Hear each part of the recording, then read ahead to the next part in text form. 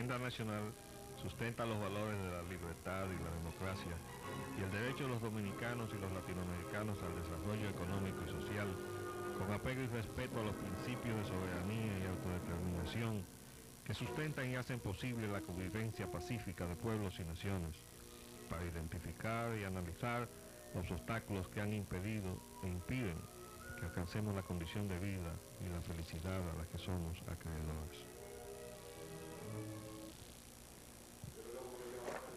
Saludos dominicanos en todo el territorio de la República. Hoy miércoles 7 de abril del año 2004 traemos otra edición de Agenda Nacional que les llega de lunes a viernes de 11 a 11:30 ante meridiano por Teleglobo, Canal 19 UHF, Canal 19 de Astra y Canal 46 de Telecable Nacional. Les saludo por de Payananita y hoy tendremos que excusar la ausencia de nuestro amigo, el licenciado Roger Orlando Piña. El primer tema que quería tocar tiene que ver con la publicación que ayer citamos del Listín Diario de nuestra intervención en el Senado de la República con relación a la modificación de la Ley 112.00 de hidrocarburos.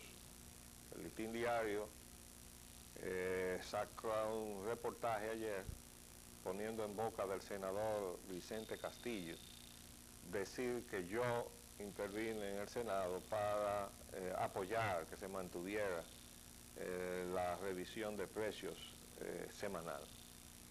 Yo llamé al periodista Ascona, Manuel Ascona, que fue el que firmó ese reportaje, le di una declaración por teléfono diciendo que fue todo lo contrario y que yo soy partidario de que eso se revise de 30 días hacia arriba, o sea, en función de la existencia, la magnitud de la existencia que se ordene para cada orden que no se hace semanalmente, aunque hay una maroma que han cocinado ahí para mantener fluctuando los precios, no solamente toda la semana, sino además en función de una referencia que no es la correcta, que son las cotizaciones en la bolsa de Nueva York de los embarques en el Golfo de México o de Estados Unidos, según le quieran llamar. Entonces, todo eso que se está haciendo en perjuicio del consumidor dominicano es el resultado de la complacencia de las autoridades de industria y comercio. De modo que tenemos que apoyar la iniciativa que salió del Senado de la República de revisar eso. De modo que quede claro eso, porque el Listín Diario no ha cumplido con su deber de haber hecho hoy las rectificaciones que tenían que hacer.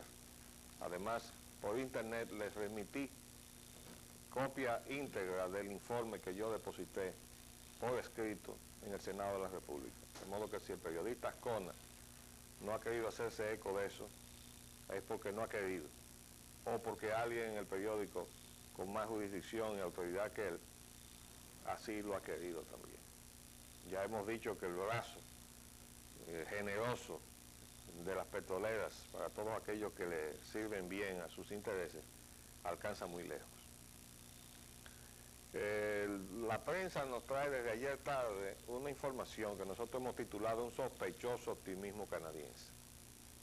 El Nacional de la tarde dice: canadienses colocarán $500 millones certificados del Banco Central. Y eso lo recoge hoy en la mañana también la prensa.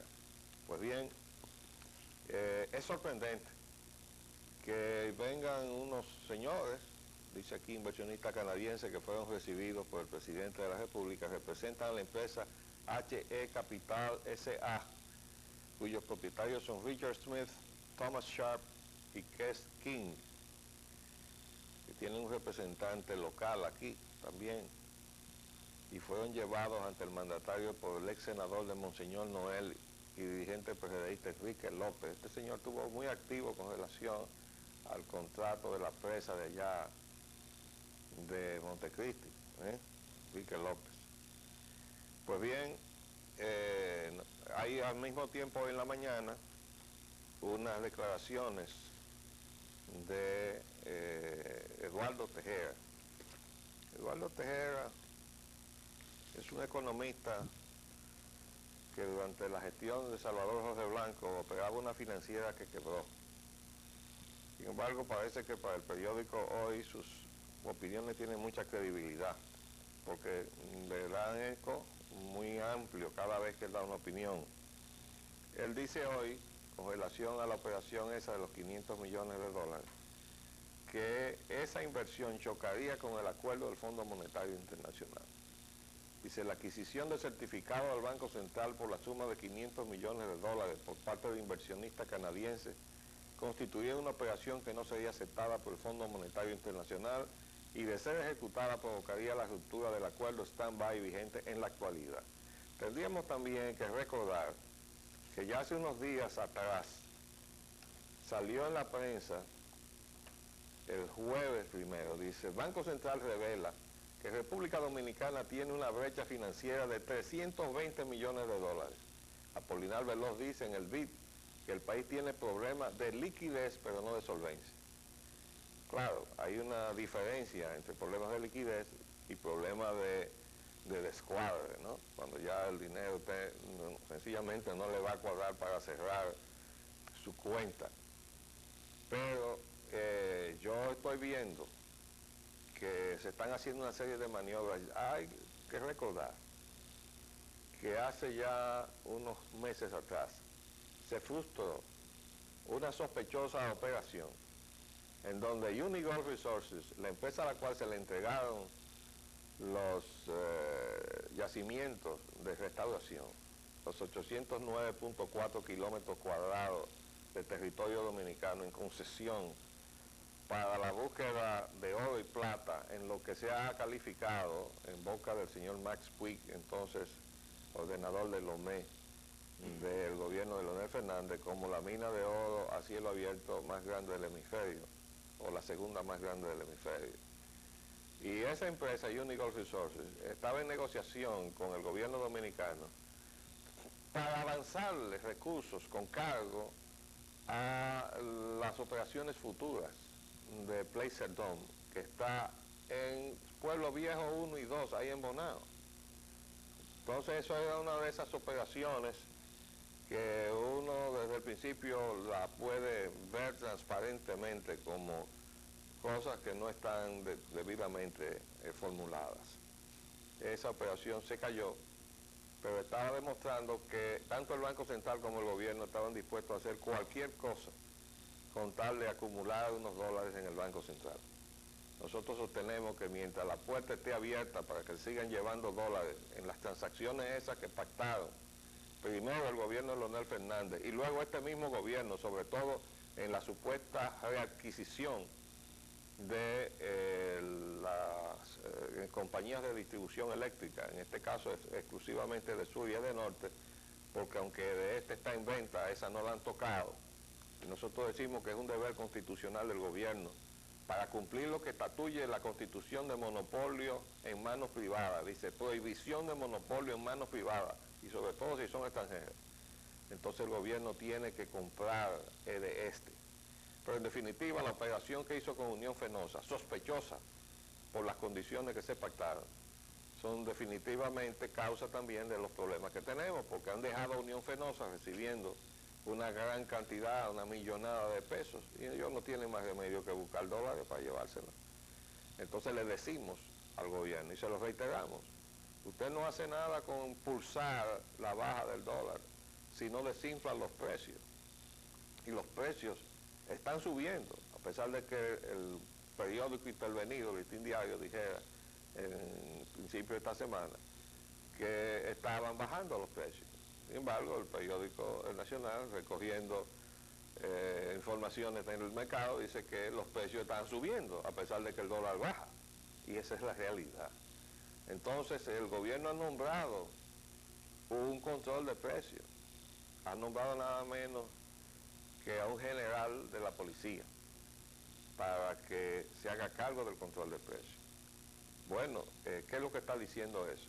Que ha fracasado el mercado, pero por todos lados, Fracasó porque cuando se pactaron los últimos préstamos, que venían nada menos que con la etiqueta de Banco Mundial y Banco Interamericano, los dólares estaban consignados al gobierno dominicano. No eran para que fluyeran al mercado, no, sino para el uso del gobierno dominicano. ¿Qué está diciendo eso? Que fracasó el mercado de la moneda. Y el hecho de que hayan tenido que recurrir ahora al control de precios, está diciendo que mientras está enchonclado en el Congreso Nacional la parte del Código de Ordenamiento del Mercado, que precisamente protege los derechos del consumidor, que es la mitad de un mercado. Donde hay un mercado, hay una parte que oferta y otra parte que demanda. Si lo que va a valer o se va a hacer prevalecer son las leyes del mercado, ese mercado no puede funcionar con un solo lado. Cuando usted está permitiendo que la parte de la oferta se puedan concertar, que también es violatorio de la Constitución de la República, porque el oligopolio es un monopolio, y entonces deja indefenso a la parte que es la demanda, que somos los consumidores. Pero los derechos de los consumidores y el respaldo legal para poder defender sus derechos, ¿dónde está? Está en el Congreso sin aprobar, porque para eso no ha habido interés. Definitivamente nosotros tenemos que tomar estas cosas muy en serio, porque los problemas que se están dejando a la sociedad dominicana son problemas sumamente serios. Definitivamente el gobierno que surja de las urnas, que nosotros esperamos que no sea ni el que se fue antes, ni que repita el que está, para bien de los dominicanos, y eso está dependiendo de muchas cosas, pero sobre todo de que haya un criterio de unidad en todas esas organizaciones políticas que han surgido de un tiempo a esta parte, muchas de las cuales se le ha dado reconocimiento electoral, pero que tienen por delante en este momento el reto de darle una salida al pueblo dominicano para que no se sienta atrapado entre Leonel y Hipólito. Pero en definitiva queremos decir que esta operación de inversión en certificados, en dólares, es sospechosa. Ya veremos. Por otro lado, también tenemos el tema de las elecciones. Las elecciones tienen claramente problemas por delante. Dice hoy la prensa que Junta Central Electoral niega renuncia del jefe de logística. El señor Higinio Núñez, que es el titular de esa posición, abandonó sus funciones desde el pasado lunes, dice la prensa. Abandonó sus funciones. Esa es una forma de redacción que está diciendo que hubo problemas. Vamos a hacer un paréntesis y volvemos en unos minutos.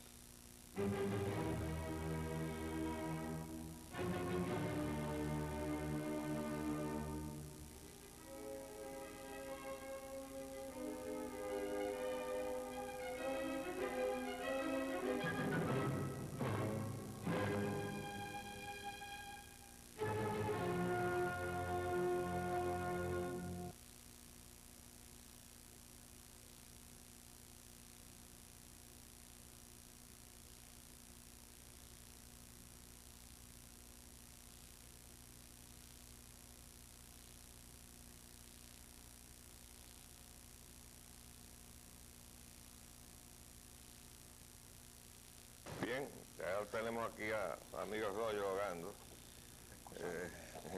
Sí. Bueno, vamos a seguir ahí en el punto de las elecciones con problemas. Dice su eminencia el cardenal López Rodríguez que no descarta la posibilidad de fraude. Bueno, imagínese usted. Claro, eso lo está pensando la mayor parte de los dominicanos frente a una junta electoral reestructurada, en donde debemos decir, una vez más, que el pueblo dominicano pasa por la experiencia repetidas veces de que se reclute gente para integrar la Junta Central Electoral y lo que viene es sencillamente un novicio en el asunto, y entonces todos nosotros pagamos el noviciado. O sea que el país vive en zozobra mientras los que están ahí dando tumbos y, digamos, acompañados de buena voluntad, aprenden su oficio, y cuando ya llegamos al final y más o menos los que están se han portado bien y han hecho las cosas aceptablemente, entonces se quitan y se traen otros para que no terminemos nunca de estar con la lengua afuera cada vez que se llama o se convoca a un evento electoral. Esa renuncia o abandono de cargo a esta altura de ese señor, de la logística, encargado de la logística nada menos, está mundial diciendo que ahí están pasando cosas muy graves. Petróleo y combustibles. El precio del petróleo desciende a menos de $30 el barril y comienza a normalizarse el suministro de gas propano en el país. Bueno, esa baja del precio del petróleo, como ya hemos explicado, se está produciendo a pesar de que se ha recortado 1 millón de barriles diarios la producción que está repartida entre todos los países de la OPEP, la Organización de Países Productores y Exportadores de Petróleo, donde están agrupados pues Venezuela y México, Venezuela como miembro titular, México como observador, y también Trinidad y Tobago, que están todos en la zona del Caribe y son nuestros suplidores. Definitivamente esto tiene que reflejarse entonces en la baja sustancial del precio de los combustibles en el país. Vamos a ver, porque nosotros sostenemos que en el reglamento y en la forma en que emite sus resoluciones de industria y comercio deja todo eso mucho que desear. Reconstruyendo a Irak. Matan en Irak otros 7 soldados de Estados Unidos en emboscada. Sangrienta revuelta chiita deja 126 muertos desde el domingo. Estados Unidos la minimiza y prevén envío de más tropas a Irak. Una jornada violenta sacudió ayer a Irak. Al menos 14 soldados de la coalición murieron. Paul Brenner, el encargado de la reconstrucción de Irak, dice que no hay insurrección, que solo hay una milicia chiita ilegal de Moqtada Sadat. Tropas de República Dominicana atacan en un día sangriento en Irak. Los militares criollos asaltaron ayer un hospital. Bueno, fíjense ustedes cómo está escalando eso. Y yo vi ahora el titular o la primera plana del periódico Hoy y me quedé realmente sorprendido. Dice aquí Ted Kennedy, que es el próximo titular, Que Irak es Vietnam para George Bush, pero dice Roosevelt que enviaría más tropas. Pero si ustedes observan esta secuencia fotográfica que hay aquí arriba, aquí se ve al señor Roosevelt. Y para los que conocieron al señor Robert McNamara, secretario de la Defensa cuando la guerra de Vietnam, arquitecto de la guerra de Vietnam, tienen que recordar la cara y la forma, o más o menos la estructura ósea de la fisonomía del señor McNamara. Y si uno ve a Roosevelt y los mismos lentes, a uno le parece estar viendo a McNamara y está diciendo exactamente lo mismo que decía McNamara cuando lo de Vietnam. Tratando de justificar aquello. No, y entonces, pues no, está en la coyuntura donde McNamara escaló precisamente después del asesinato del presidente Kennedy, cuando asumió Lyndon Johnson. Entonces fue que le tocó a McNamara, que había sido secretario de Defensa de Kennedy y secretario de Defensa de Johnson, escalar la guerra de Vietnam, para después ir 30 años después a darse golpe en el pecho, mea culpa, a decir que todo aquello fue un desastroso error.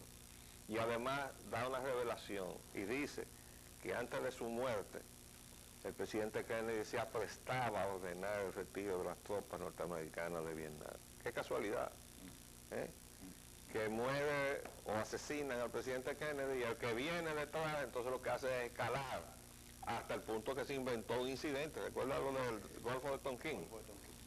Eso fue un montaje que hicieron para decirle al pueblo norteamericano que habían sido agredidos y resultó que todo aquello había sido una mentira. Me parece mucho. Entonces, uno ve las circunstancias y ve por este lado al sobreviviente de la familia Kennedy, Ted Kennedy, decirle a George Bush, Irak es tu Vietnam, y de verdad que así es. Y con ese recrudecimiento que se está viendo allí, mientras el señor Bremer dice, aquí no está pasando nada, aquí simplemente hay una milicia ilegal chiita, pero resulta que los chiitas dan el apoyo de la nueva situación, ¿no? Del muñeco que se estaba tratando de articular, ¿no? Bueno. Pero ya hemos dicho que los Estados Unidos, no lo hacemos nosotros. Si ustedes tuvieran, no sé, la paciencia de poder ver todos los papeles que nosotros hemos ido recolectando del Internet, de todo el periodo previo a la guerra de Irak, de las voces que se levantaron advirtiéndole, se va a destapar allí una olla de grillos, aquello no va a entender nadie. Bueno, Saddam Hussein era suní. Pero tenía el control de todo el país. Lo había asumido con lo había doblegado. Con la ideología y la idiosincrasia, más que la ideología. La idiosincrasia de esa región, de esos pueblos que habitan ahí. Hay una diferencia entre la guerra de Vietnam, a pesar de que el senador Kennedy se la acaba de señalar con mucho tino al presidente Bush, y es que en la guerra de Vietnam no hubo amenazas virtuales y reales contra el pueblo norteamericano en ningún momento de parte del pueblo vietnamita, pero en este caso sí las hay. ¿Cuáles son? Las ejecuciones de atentados terroristas en todo el país y en todas las pertenencias norteamericanas y los intereses norteamericanos en todo el globo. ¿Cuál amenaza tú te refieres? Yo me refiero a lo que los mismos Al-Qaeda y la... Pero que Al-Qaeda no tiene nada que ver con los iraquíes. No, pero de hecho ya los iraquíes, hay segmentos de diferentes grupos de articulados sobre el pie de la venganza por esas acciones contra Irak, que se está llevando, porque ya no ven la cosa contra Irak. Sí, pero tú has hecho un enfoque que la gente puede entender como que Irak ha sido responsable de una amenaza. Yo he dicho que a partir de ahora, debido a la agresión que ya se ha convertido en una agresión de tipo religioso más que de pero Irak está peleando en su suelo. En su suelo, así es. Y no ha amenazado al pueblo norteamericano en el suelo norteamericano. No, pero al pueblo español le ha ejecutado vía otra celular. Pero ese es Al-Qaeda. Ajá. Sí, óigame, es que tenemos que ser claros, porque este programa pretende ser didáctico. Al-Qaeda es una organización que encabeza virtualmente un señor que se llama Osama Bin Laden. Ya las autoridades norteamericanas han admitido que no hay ningún vínculo entre Osama Bin Laden y Saddam Hussein, que no había tampoco ningún vínculo entre Saddam Hussein y las amenazas que luego se materializaron en hechos de terror en el suelo norteamericano, que fueron los atentados del 11 de septiembre. Lo que está pasando en este momento en Irak es que el pueblo iraquí y la conducta de las tropas norteamericanas y los representantes de la administración Bush allí han convertido el desastroso acto de agresión en una contienda de tipo religiosa. Y estábamos diciendo ayer o antier que está caminando por un sendero peligroso, porque si aquello ya, y es la razón por la cual el gobierno norteamericano, contando con los chiitas, ahora enfrenta una insurrección que quiere decir que no existe. Entonces lo que están es tratando de tapar las consecuencias de sus errores que se están manifestando en suelo iraquí.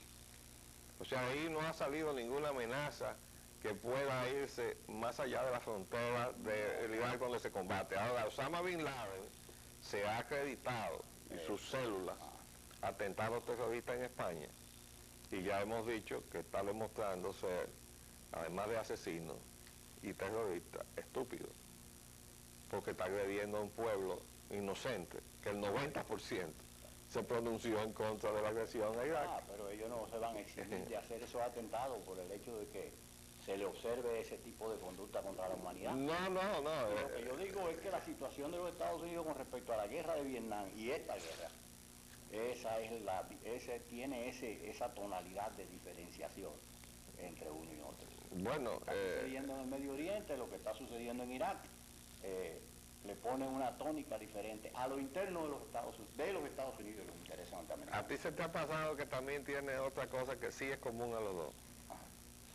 que la causa de la guerra de Vietnam era petróleo. Sí. Porque es un hecho poco sabido que Vietnam tiene muchísimo petróleo. Pero se nos acabó el tiempo por el día de hoy. Volveremos entonces después de Semana Santa, porque vamos a acatar nuestro mandato religioso de respetar la semana de nuestro Señor. De modo que le deseamos a todos que se recojan, porque eso es lo que procede. Los que decidan irse a veranear, bueno, pues que lo cojan con calma. Y le deseamos entonces que lo hagan con mucha precaución para que no incurran en accidentes. Les hablamos Leopoldo Pellananita. Y lo llevan. Hasta luego.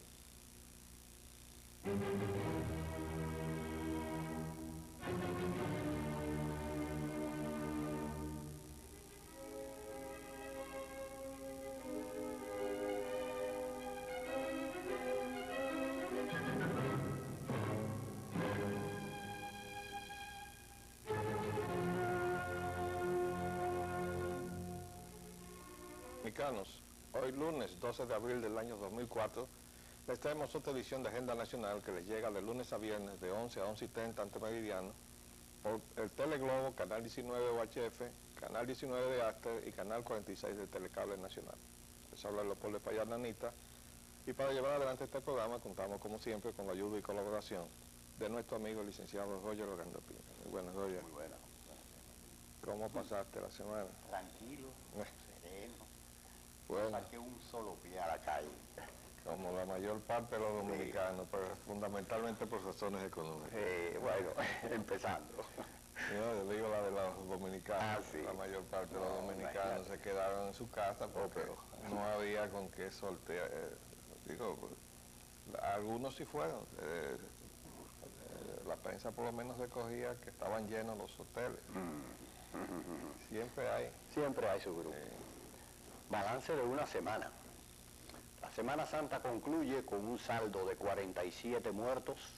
Durante el fin de semana murieron 22.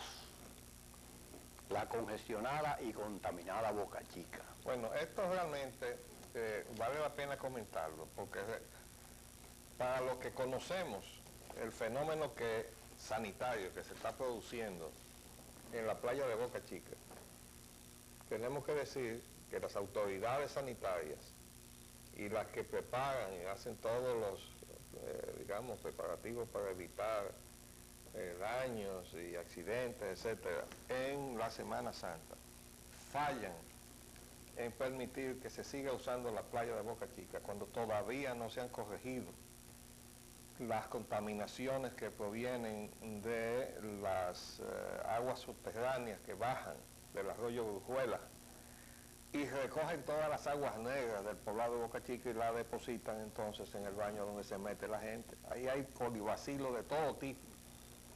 No quiero ni sacarle, pude haberle traído el último informe que se hizo de esas aguas, pero realmente no quiero alarmar más de la cuenta porque ya hay un hecho consumado. Toda esa gente que se metió ahí debe haberse contaminado. Pero todo sigue igual y el secretario de Salud Pública, muy bien, gracias. Y el síndico, todo el mundo está muy bien, gracias. Condecorado por la salud pública, la actividad de salud pública que ha desarrollado. Unas elecciones problemas. Junta Electoral advierte de campaña sucia. ¿Cómo? Ahora está cuidando qué es lo que se va a decir en la campaña. Yo creo que es mejor que cuide lo que está pasando. Léete el otro titular. Balance de violencia en la campaña.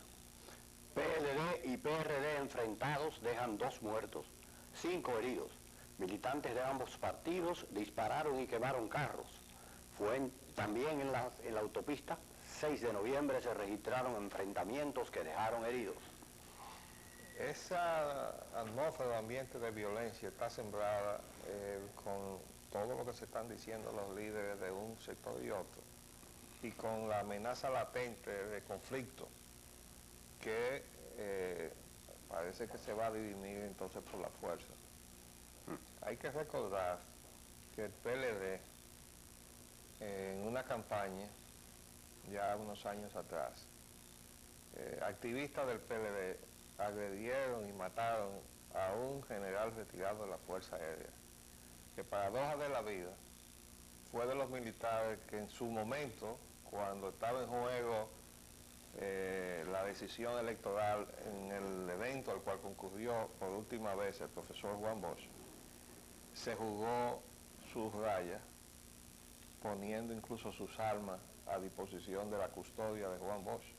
Y a ese general, los activistas del PLD lo mataron nada menos que con unos dispositivos que tenían para pegar, clavar los afiches, o sea, esos que disparan clavos, ¿no? Con eso fue que lo mataron. Sí. Que por cierto, de eso no se ha vuelto a hablar más. Lo enterraron en la prensa. Que le pregunten a Percival Peña. Ajá. Al coronel. Sí, ya reintegrado, que él sí dijo todo lo que sabía de lo que había sido el rol de ese militar y cómo le pagó entonces la política, nada menos que el sector que él quiso apoyar. Bueno, pasamos a otra política. Estados Unidos y las investigaciones del 11 de septiembre. Presidente Bush, agentes federales conocían de la amenaza del 11 de septiembre. Presiones sobre la Casa Blanca. La CIA alertó a Bush de posibles atentados antes del 11 de septiembre. Bueno, ahí hay un juego de ping-pong. Bush dice que él no sabía. La comunidad secreta era la que sabía. No, pero sí, dice, yo no sabía. Y originalmente yo recuerdo que Condoleezza Rice llegó a decir que sí, ciertamente eso fue después que aquella valiente agente del FBI desmintió a su propio jefe y a todo el departamento que decía que no se sabía nada. Dijo, sí se sabía, y yo misma rendí un informe sobre eso. Desde un estado donde estaba, Arkansas era. Se jugó el cargo y algo más que el cargo, porque posiblemente también podían desaparecer con una verdad de esa magnitud, ¿verdad?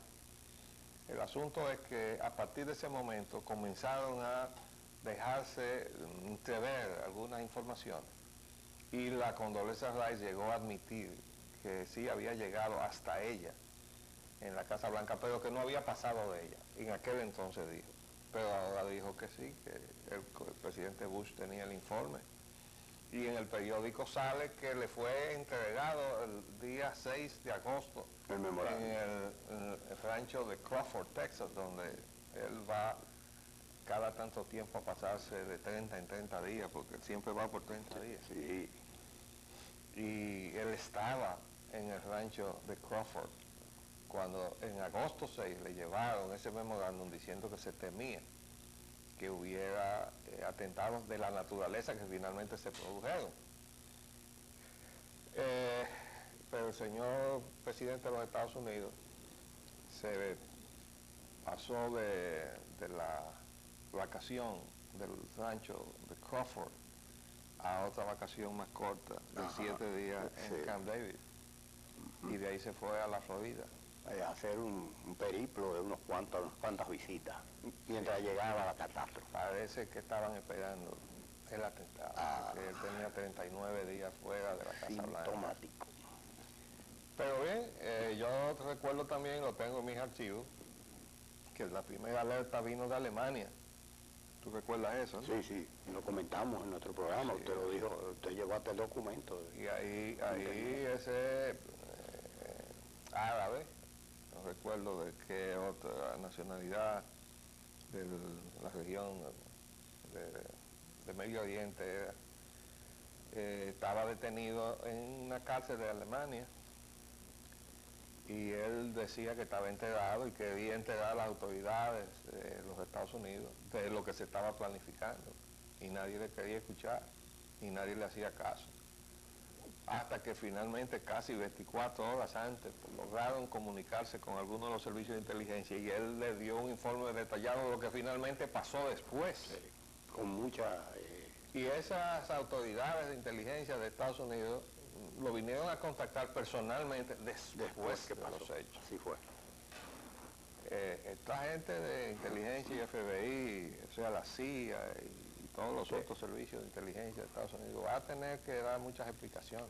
Pero eso fue lo que quiso magnificar esta señora, tratando de buscar escape a las explicaciones que debió haber dado. de que lo que pasaba era que había una rivalidad entre una parte de la comunidad de inteligencia y la otra, que es la CIA, que es la de carácter internacional, y el FBI, que es la de carácter local. ¿Y por qué no se han llevado el modelo británico? Ajá. Porque el MI5. Sí, que el MI6 están bajo el Ministerio de Interior. Ya. MI quiere decir Ministerio de Interior. Ministerio de Interior. Y ahí hay coordinación obligada, ¿no? Bueno. Pero lo cierto es que ahí está comenzando a surgir la verdad. Sí. Y esa información de que ese memorando, lo van a ver ahora con lupa, ¿verdad? La Comisión de Investigación de los Hechos. Y yo creo que van a surgir muchas cosas más.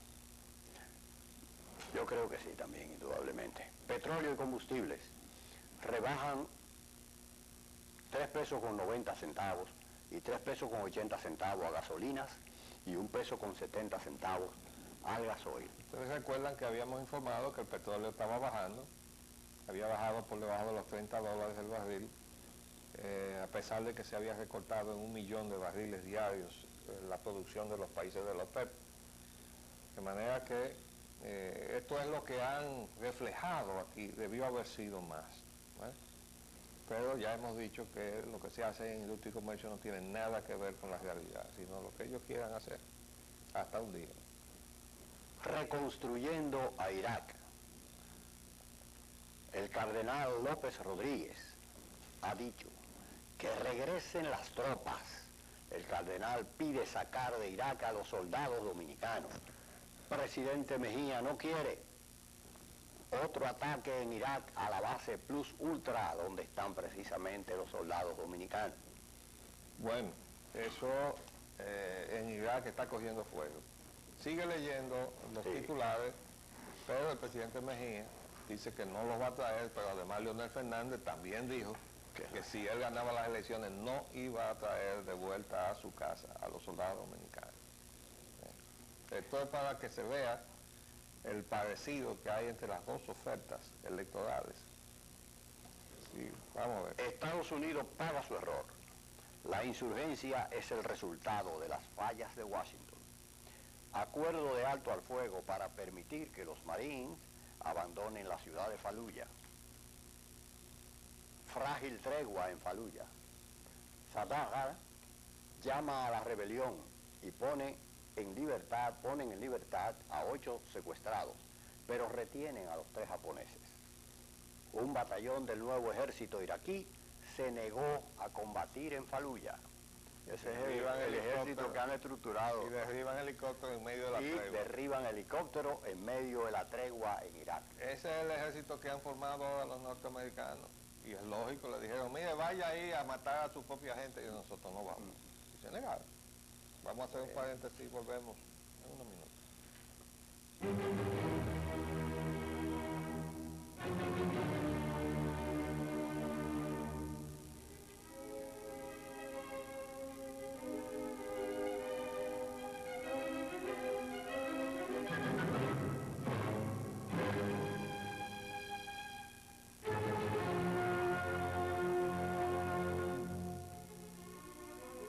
Vamos a seguir con esta agenda, amigos. Muy bien.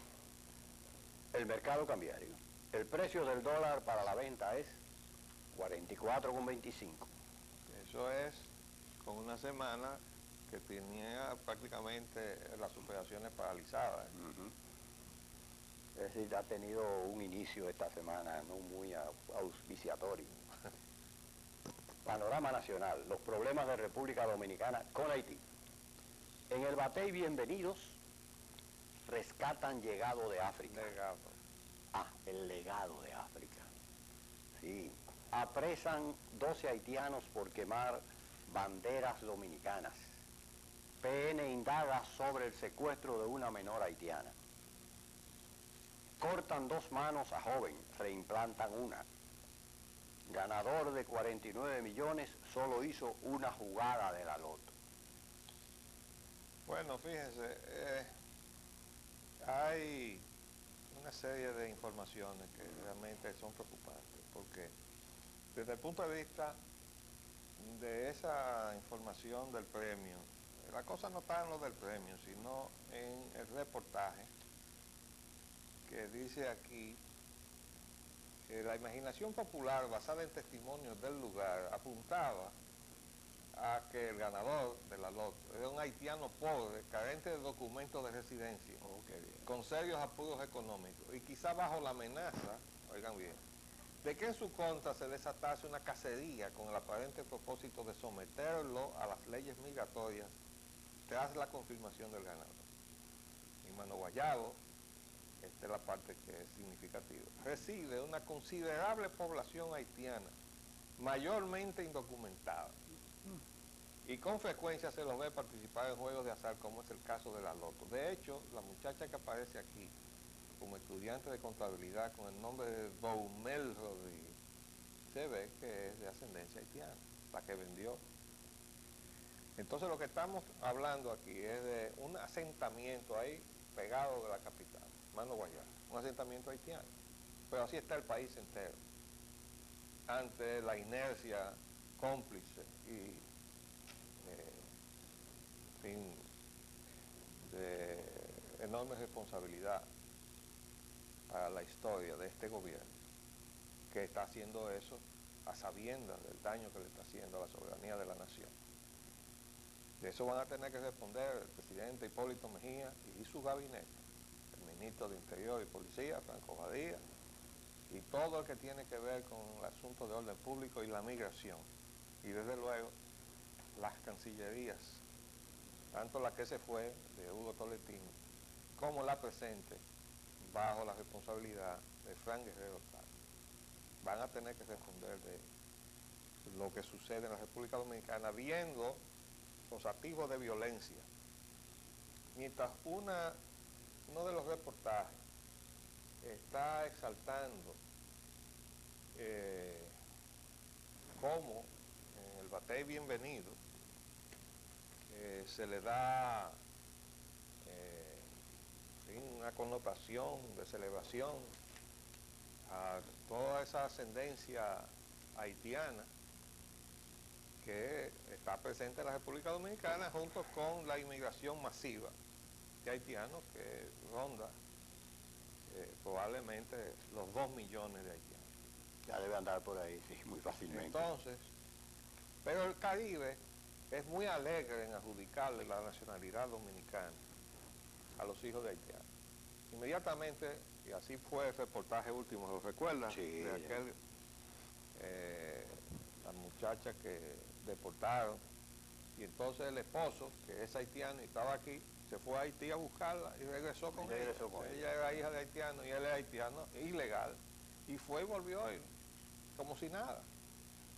Oigan esto, África vive en nuestro corazón y en nuestros bailes.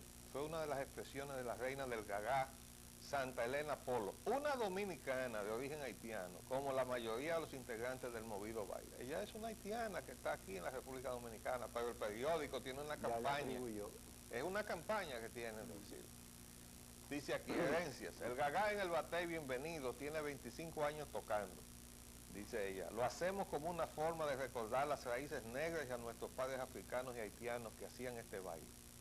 Bueno, padres africanos tenemos todos, porque antes de venir para acá, la inmigración haitiana, aquí había esclavos africanos cuando el régimen español, y de a esos esclavos africanos salimos todos los que estamos aquí mulatos en la República Dominicana. Lo que pasa es que la diferencia es que nosotros nos mezclamos aquí y ellos no se mezclaron allá. Y eso está reflejado todavía en los balances étnicos que salen en las publicaciones, incluyendo la que yo utilizo, que es la que tiene la CIA en el internet. Entonces, mientras se acredita para negar la acusación de prejuicio racial a los dominicanos, el hecho de que somos mezclados, si somos mezclados no hemos tenido prejuicio racial. Entonces, ¿cómo es que se nos va a acusar de prejuicio racial si hemos demostrado con hechos que no tenemos prejuicio racial? Ahora, en Haití, donde se sublevaron los esclavos africanos y le pasaron a cuchillo a todo el que pudieron echarle mano, blanco o mulato, por eso una gran cantidad de los que pudieron salvarse pasaron a la República Dominicana, y de ahí salieron incluso generales de nuestra independencia, como fue el caso de Duvalier.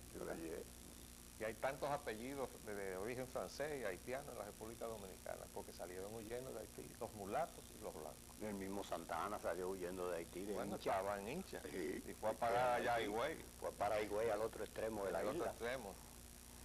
Y después se le volvió a pelear. Y después se devolvió. Pero huyó primero. Sí, primero dijo por aquí voy. Pero oye estas cosas, Roger. Dice aquí, para ella la expresión sincrética es como un árbol con raíces muy profundas y bien afianzadas para seguir dando sus frutos. Es una tradición que va de generación en generación. La persona encargada se muere, pero queda un hijo que se encarga de continuarla y no deja que perezca en el tiempo la herencia de nuestros antepasados negros, expresó Paul. Bueno, perfecto. Pero eso es una práctica que ellos tienen todo el derecho de desarrollar en su país, en Haití. Pero no venir a imponernos a nosotros como una cosa obligada y además como una cuestión que atañe a la mayoría de la población dominicana. Toda esa práctica de gagá. Y vamos a ver algo más de lo que ha pasado con el gagá. El gagá deja a un muerto apuñalado por la espalda y en los muslos. En los mulos. Ese es un paraje. Es un paraje. Sí. Resulta que de acuerdo con el reportaje, el muerto es dominicano. Bueno, Entonces, pues señalamos por ahí que quemaron unas cuantas banderas dominicanas por ahí. Hay 35 Heridos. haitianos detenidos con relación a ese hecho. Okay. Pero hay otras cosas más. Después que aquí se ha exaltado tanto el Batey y Bienvenido, el legado del gagá, culturales. Oigan lo que pasó a este muchacho, le cortan 2 manos. Cortan 2 manos a joven, le implantan una. Dice acá que los hombres que cometieron la agresión en su contra, dijo la víctima, realizaban un tipo de baile gagá, pero no identificó a ninguno de los atacantes. Esto es un culto que se está expandiendo en todo el país. Son haitianos. Sí, haitianos que están después en el ejercicio de sus y oigan culturas. esto otro, el gagá dejó un muerto, eso fue en San Pedro de Macorís, apuñaleado por la espalda.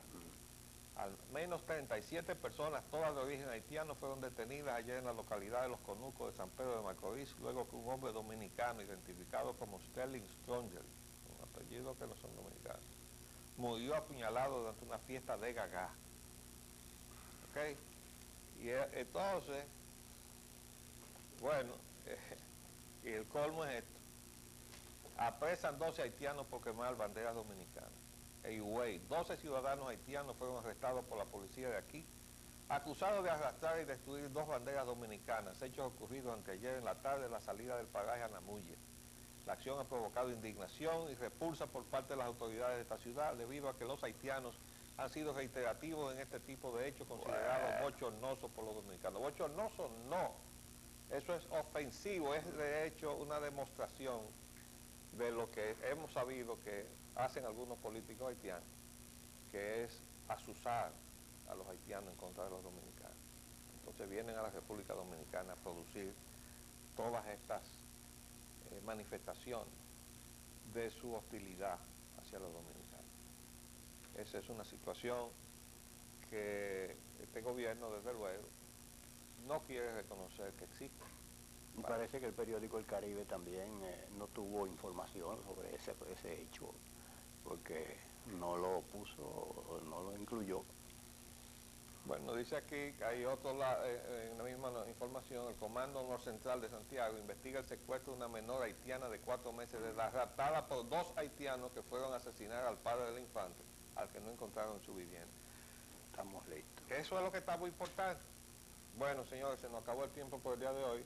Tendremos entonces que dejar para mañana muchos de los puntos que se acumularon durante la Semana Santa, pero el tiempo en la televisión es así. Les hablamos Leopoldo Payalanita Y Roger Ogando. Hasta luego.